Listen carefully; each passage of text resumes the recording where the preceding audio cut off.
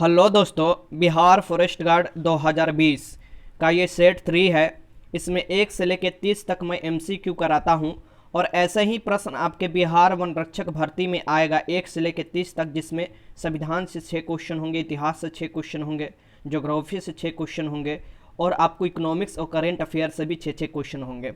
वैसे ही आप देखिएगा कि बिहार फॉरेस्टर में सीधे आधा कर दिया गया है, 15 क्वेश्चन आएंगे पार्ट 1 में।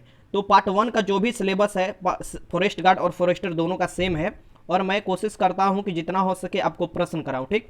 और मास्टर वीडियो भी मेन चैनल पर देते रहता हूं। तो चलिए स्टार्ट करते हैं। इसमें क्वेश्चन, सबसे पहला क्वेश्चन आपके सामने है कि भारत का प्रजातंत्र इस तथ्य पर आधारित है। तो भारत का प्रजातंत्र किस तथ्य पर आधारित है ये आपको बताना है। तो ये आधारित है कि जनता सरकारों को चुने तथा बदलने का अधिकार प्राप्त है। इसकी जनता को सरकार चुनने और बदलने का अधिकार है। ये आपको इसका आंसर सी हो जाएगा। प्रजातंत्र का मतलब तो यही ना होता है कि समस्त शक्ति जो होता है जनता के हाथों में निहित होती है और उनके द्वारा चुना हुआ प्रतिनिधि ही शासन करता है, ये याद रखिएगा। और भारत का जो संविधान है ये विश्व के सबसे बड़ा लिखित संविधान है, ये भी याद रखिएगा। विश्व के सबसे पहला लिखित संविधान संयुक्त राज्य अमेरिका का संविधान था। या राज्य के जो आपको नीति निर्देशक तत्व है डीपीएसपी, ये संविधान के भाग 4 में दिए हुए हैं, जो कि आयरलैंड के संविधान से लिए गए हैं। आर्टिकल 36 से लेकर 51 तक इसका उल्लेख है। आगे चलते हैं। क्वेश्चन नंबर 2 देखिए कि भारत के राष्ट्रीय आपातकाल की घोषणा कर सकता है। जो भारत के राष्ट्रपति है ये राष्ट्रीय आपातकाल की घोषणा कर सकता है आर्टिकल 352 के तहत। तो किन किन परिस्थितियों में कर सकता है ये आपको बताना है। तो ये है आपको हथियारबंद विद्रोह के आधार पर, इसके सशस्त्र विद्रोह के आधार पर, बाहरी आक्रमण के आधार पर और युद्ध के आधार पर, इसकी तीनों आधार पर आर्टिकल 352 के तहत ये आपात घोषित कर सकता है, भारत के एक क्षेत्र में या समस्त भारत में भी। तो इसका आंसर क्या हो जाएगा, डी हो जाएगा। उपरोक्त में से सभी वर्णित आपको जो कारण दिए हुए हैं। अभी तक 3 बार राष्ट्रीय आपात लागू हो चुका है, ये भी याद रखिएगा। आगे चलते हैं। क्वेश्चन नंबर 3 है कि जहां तक लोकसभा में प्रतिनिधित्व का प्रश्न है, कौन से राज्य क्रमशः दूसरे और तीसरे स्थान पर आता है। तो लोकसभा में प्रतिनिधित्व में इसकी लोकसभा में उस राज्य की कितना लोग इसकी सीट है ये बताना है आपको। देखिए जो लोकसभा में प्रथम स्थान पर आएगा उत्तर प्रदेश, क्योंकि उत्तर प्रदेश की जनसंख्या भी देखिएगा तो बहुत काफ़ी है। मीन्स काफ़ी कहने का मतलब कि उत्तर प्रदेश जनसंख्या की दृष्टि से सबसे बड़ा राज्य है पूरे भारत में। तो उत्तर प्रदेश का लोकसभा का सीट भी कितना है, 80 है। टोटल कितना सीट है, 80 है, ये याद रखिएगा। ऐसे ही आपको ये भी याद रखना है कि उसके बाद जनसंख्या की दृष्टि से दूसरे स्थान पर कौन आता है, महाराष्ट्र आता है। तो महाराष्ट्र में भी आपको लोकसभा की सीट कितना है, 48 है, ठीक, ये भी याद रखिएगा। और देखिए तीसरे स्थान पर पहले बिहार आता था, 2000 से पहले बिहार आ जाता था, लेकिन 2000 में क्या हुआ, बिहार से झारखंड अलग हो गया।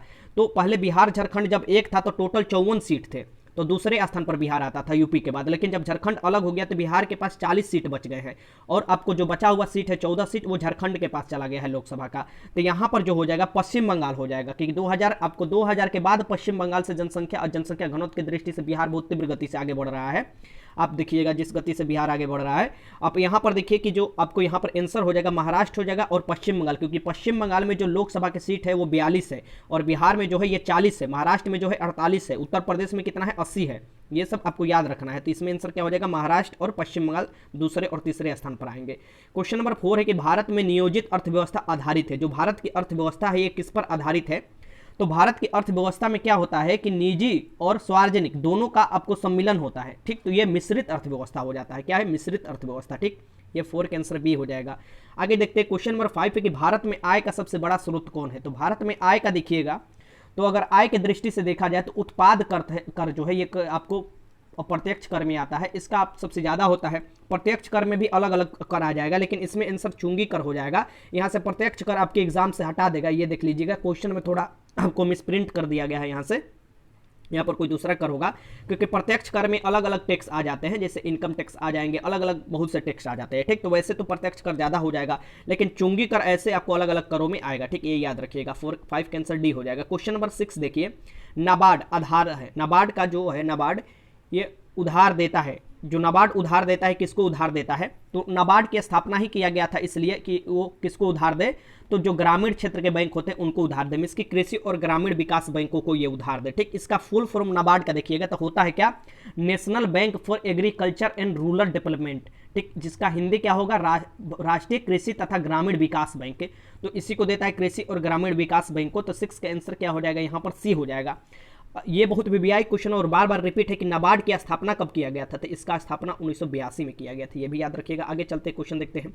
WTO अस्तित्व में आया, देखिए WTO से पहले गैट था, GATT था, गैट था, ठीक, इससे पहले गैट था, लेकिन WTO अस्तित्व में कब आ गया था, तो जनवरी 1995 से WTO अस्तित्व में आया। WTO की स्थापना कहाँ, इसका आपका मुख्यालय कहाँ पर है, तो ये जनेवा के स्विट्जरलैंड में पड़ेगा, ये भी याद रखिएगा। और इसका अगर नीचे वाला क्वेश्चन देखिएगा तो इसमें क्या है कि विश्व व्यापार संगठन, जो कि ऊपर वाला ही है, वर्ल्ड ट्रेड ऑर्गेनाइजेशन के प्रथम अध्यक्ष कौन थे, तो विश्व व्यापार संगठन के प्रथम अध्यक्ष पूछ रहा है, इसमें कौन थे, तो इसका आंसर लगाइए, आपको क्या होगा, इसका आंसर होगा पीटर सदरलैंड। पीटर सदरलैंड जो थे ये आपको अध्यक्ष थे, ये याद रखिएगा। क्यों, क्योंकि आपको देखिएगा जो गैट था 1995 से पहले गैट था, और 1995 में ही ये क्या हो गया है, WTO हो गया है, ठीक, WTO। तो उस समय जो गैट के आपको अध्यक्ष थे या महानिदेशक थे, जिसे आप बोल सकते हैं, वो थे आपको कौन, पीटर सदरलैंड। और वही सब उस समय जब आपको जनवरी 1995 में WTO बना तो उन्हीं को बना दिया गया था, ठीक, तो ये याद रखिएगा, इन्हीं को बना दिया गया था। तो ये WTO के बारे में पूछ रहा है ना कि गैट के बारे में पूछ रहा है, तो यहाँ पर हो जाएगा पीटर सदरलैंड। अभी पूछे तो आपको कुछ महीने पहले, 3-4 महीने पहले, रॉबर्टो ओरबेंदो जो थे, ओसेबेंदो थे, ये करीब ऐसे ही कुछ नाम है, आप देख लीजिए। अरे नहीं, देखिए नाम मैं अभी याद आया, ठीक, अभी इनका नाम यह क्या था, रॉबर्टो, उल्टा सीधा नाम होता है अंग्रेजों का, नाम याद करना में भी बहुत प्रॉब्लम होता है। रॉबर्टो अभी जो थे, अभी कुछ महीने पहले इस्तीफा दे दिया अचानक कोरोना के कारण में।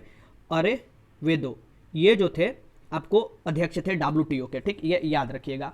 अरण्य वेदो नाम था, ये याद रखिएगा उनका।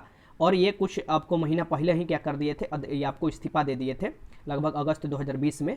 तो ये आगे चलते हैं, क्वेश्चन देखिए। क्वेश्चन नंबर 9 है कि क्षेत्रीय ग्रामीण बैंक जिसे ग्रामीण बैंक के रूप में से पुकारा जाता है, वर्गीकृत है, किस बैंक में वर्गीकृत है, यह बताना है। क्षेत्रीय ग्रामीण बैंक जिसे ग्रामीण बैंक के रूप में पुकारा जाता है, ये जो वर्गीकृत है अनुसूचित वाणिज्य बैंकों से, ठीक, अनुसूचित वाणिज्य बैंकों से वर्गीकृत है। अलग अलग बैंकों को वर्गीकृत किया जाता है RBI द्वारा, जो बैंकों का बैंक कहलाता है। क्वेश्चन 10 है कि पंचवर्षीय योजना का अंतिम अनुमोदन, जो फाइनल अप्रूवल होता है, ये किसके द्वारा होता है, तो जो पंचवर्षीय योजना है, ये आपको देखिएगा, प्रथम पंचवर्षीय योजना में कृषि पर बल दिया गया था, द्वितीय पंचवर्षीय योजना में उद्योग पर बल दिया गया था, तो ये भी पूछ सकता है आपसे।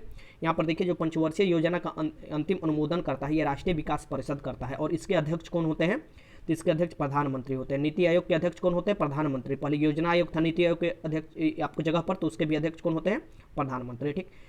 गहरा सागरीय भाग सम्माहित करता है, जो गहरा सागरीय भाग है ना, गहरा जितना ही गहरा भाग होगा, सम्माहित क्या करता है, ऊर्जा को सम्माहित करता है, ठीक, ऊर्जा को याद रखिएगा।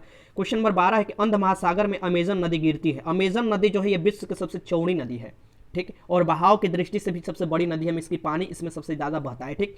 और ये अंध महासागर में 0 डिग्री अक्षांश के पास गिरती है। अगर विश्व की सबसे लंबी नदी पूछे तो नील नदी लगाइएगा, ठीक। तो ये 12 का आंसर क्या हो जाएगा, यहाँ पर ए हो जाएगा, ये लगा लीजिएगा। क्वेश्चन नंबर 13 है कि भारत में प्रथम उर्वरक कारखाना स्थापित हुआ, तो भारत में प्रथम उर्वरक कारखाना कब स्थापित हुआ था, ये आपको बताना है। तो भारत में प्रथम उर्वरक कारखाना 1906 में तमिलनाडु में स्थापित हुआ था, ये याद रखिएगा, 1906 के तमिलनाडु में स्थापित हुआ था कारखाना। और ये आपको इतिहास में भी पढ़ने को मिलता है और आपको विविध में भी पढ़ने को मिलता है। रानीपेट जो था ये पहला कारखाना था उर्वरक का। सिंदरी भी जो प्रसिद्ध है वो कारखाना के लिए ही प्रसिद्ध है, ये भी याद रखिएगा। 10 डिग्री चैनल मध्य स्थित है, जो 10 डिग्री चैनल है ये अंडमान और निकोबार द्वीप के समूह के बीच में स्थित है। तो अंडमान, उत्तरी अंडमान और दक्षिणी निकोबार द्वीप के समूह के बीच में स्थित है। तो ये आपको 14 के आंसर क्या हो जाएगा, बी हो जाएगा। क्वेश्चन नंबर 15 है कि रावत भट्टा ऊर्जा प्लांट संबंधित है, जो रावत भट्टा ऊर्जा प्लांट है, रावत से राजस्थान और रावत से रावत भट्टा, ठीक, ये आणविक ऊर्जा से संबंधित है, ठीक, ये याद रखिएगा। तो 15 का आंसर क्या हो जाएगा, यहाँ पर ए हो जाएगा। क्वेश्चन नंबर 16 है कि निम्न में से कौन सी महानदी की सहायक नदी कौन है, नहीं है, महानदी की सहायक नदी नहीं है, यह पूछ रहा है, इसमें से कौन सी है जो कि महानदी की सहायक नदी नहीं है, ठीक। तो ये आपको बताना है, ये क्वेश्चन जो है ये आपको बताना है। देखिए इसमें से क्वेश्चन का आंसर क्या हो जाएगा, निम्न में से कौन महानदी की सहायक नदी नहीं है, इसकी टाइब्यूटरी नहीं है, तो इसमें से आंसर आपका हो जाएगा सईनिभर, ये सईनिभर हो जाएगा, ये याद रखिएगा। बाकी आप देखिएगा कि शिवनाथ, ईब और हंसदेव ये सभी सहायक नदी है महानदी का, तो इसका आंसर सुधार कर लीजिएगा। आपके पे जो दिया होगा सेट में आंसर दिया होगा इसमें सी, लेकिन इसका आंसर होगा डी, सईनिभर जो है ये आपको उत्तर प्रदेश में है, बत्ती है, ये याद रखिएगा। तो 16 का आंसर डी हो जाएगा। क्वेश्चन नंबर 17 देखिए कि शक्ति स्थल संबंधित है, शक्ति स्थल किससे संबंधित है, तो शक्ति स्थल इंदिरा गांधी से संबंधित है। इनको शक्ति का रूप भी बोला जाता था, तो ऐसे भी आप याद कर सकते हैं। और इंदिरा गांधी जो थी ये हमारी प्रथम महिला प्रधानमंत्री थी, ये भी याद रखिएगा। तो 17 का आंसर क्या हो जाएगा, डी हो जाएगा। क्वेश्चन नंबर 18 है कि आर्थिक अंतः स्तरीय सुविधाएं कौन नहीं है। तो आर्थिक अंतः स्तरीय सुविधाएं कौन नहीं है ये आपको बताना है। तो इसमें से हो जाएगा आंसर आर्थिक अंतः स्तरीय सुविधाएं रास्ता नहीं है। ठीक। क्वेश्चन नंबर 19 है कि चोरा चोरी किसके लिए विख्यात है। असहयोग आंदोलन के बाद चोरा चोरी ये हुआ था आपको उत्तर प्रदेश में। ठीक। तो चोरा चोरी कांड जो है ये स्वतंत्रता संग्राम की शुरुआत से संबंधित है। ये 1922 में हुआ था, लगभग 5 फरवरी 1922 को ये हुआ था। ठीक। कि बहुत लोगों ने चोरा चोरी स्थान पर पुलिस थाने में आग लगा दी थी, जिसमें पुलिस थाने के बहुत पुलिसकर्मी की मौत हो गई थी, जिसके बाद असहयोग आंदोलन को वापस ले लिया गया था महात्मा गांधी द्वारा। क्वेश्चन नंबर 20 है कि श्वेत क्रांति का अर्थ है। श्वेत क्रांति किससे संबंधित है। तो ये देखिए ये दूध उत्पादन से संबंधित है, तो डेयरी के सघन विकास से संबंधित यहाँ पर हो जाएगा। थोड़ा क्वेश्चन ऑप्शन देखना है तभी आपको लगाना है। ठीक। 20 का आंसर ए हो जाएगा। क्वेश्चन नंबर 21 है कि बम्बई में हुए 1904 के कांग्रेस अधिवेशन की अध्यक्षता किसने की थी। देखिए ऐसे क्वेश्चन तो इतना डीपली नहीं पूछता है, लेकिन पूछ सकता है, तो आप देख ही लीजिए। यहाँ पर देखिए 1904 में जो कांग्रेस के अधिवेशन की अध्यक्षता हुई थी जो बम्बई में हुआ था, सर हेनरी काटन ने किया था। क्योंकि अंग्रेज है तो यहाँ से आपको क्वेश्चन पूछ सकता है। ठीक। क्वेश्चन नंबर 22 लॉर्ड इरविन के द्वारा सारदा कानून वर्ष में पारित हुआ। लॉर्ड इरविन द्वारा सारदा कानून जो पारित हुआ था ये आपको बताना है। तो ये सारदा कानून किससे है। तो ये आपको उम्र से रिलेटेड है, जो कि शादी की उम्र वाला है ना, वो कि इसके अकॉर्डिंग जो न्यूनतम आयु निर्धारित किया गया था लड़कियों का 14 वर्ष और लड़कों का विवाह का 18 वर्ष। तो ये आपको शादी से जो संबंधित है, बालिका बालिकाओं की शादी से संबंधित है। और सारदा कानून जो आपको पारित कर दिया गया था ये सितंबर 1929 में ही और प्रभावी हो गया था 1930 से।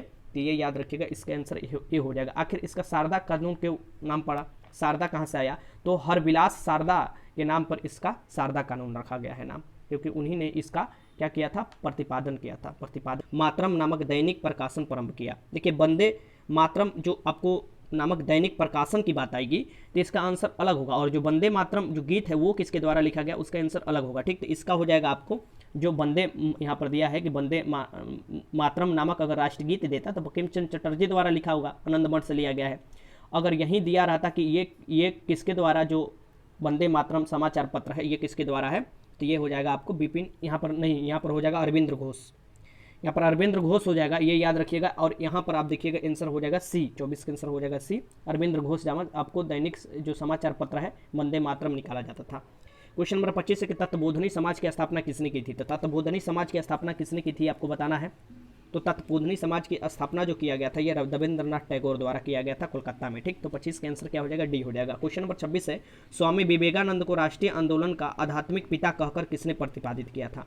तो स्वामी विवेकानंद को राष्ट्रीय आंदोलन का आध्यात्मिक पिता कहकर किसने आपको जो संबोधित किया था, ये हमारे सुभाष चंद्र बोस जी थे। कौन थे, सुभाष चंद्र बोस जी। ठीक। 27 है कि जन जागरण मंच की स्थापना मई 1937 में कहाँ की गई। तो जन जागरण मंच की स्थापना 1937 में कहाँ की गई थी आपको बताना है। तो जन जागरण मंच की स्थापना की गई थी बड़ौदा में। क्वेश्चन नंबर 28 है कि बंगाल, देखिए यहाँ दे रहा है कि बंगाल नामक समाचार पत्र के संपादक कौन थे। देखिए बंगाल नामक जो समाचार पत्र है ना इसके संपादक पूछ रहा है, मात्र बंगाल का। ये देखिए तो इसका आंसर क्या हो जाएगा, ये हो जाएगा सुरेंद्र नाथ बनर्जी। मात्र बंगाल पूछे तो ठीक, ये याद रखिएगा। क्योंकि अगर आपसे इस यही क्वेश्चन घुमा कर पूछे कि बंगाल गजट जो कि सबसे पहला हिंदी नहीं माफ़ कीजिएगा अंग्रेजी समाचार पत्र था, वो अगस्त हिक्की द्वारा आपको सबसे पहले शुरू किया गया था बंगाल गजट, तो वो दूसरा हो जाएगा। एक बंगाली भी समाचार पत्र है। ठीक। तो ये अलग अलग समाचार पत्र है। ठीक।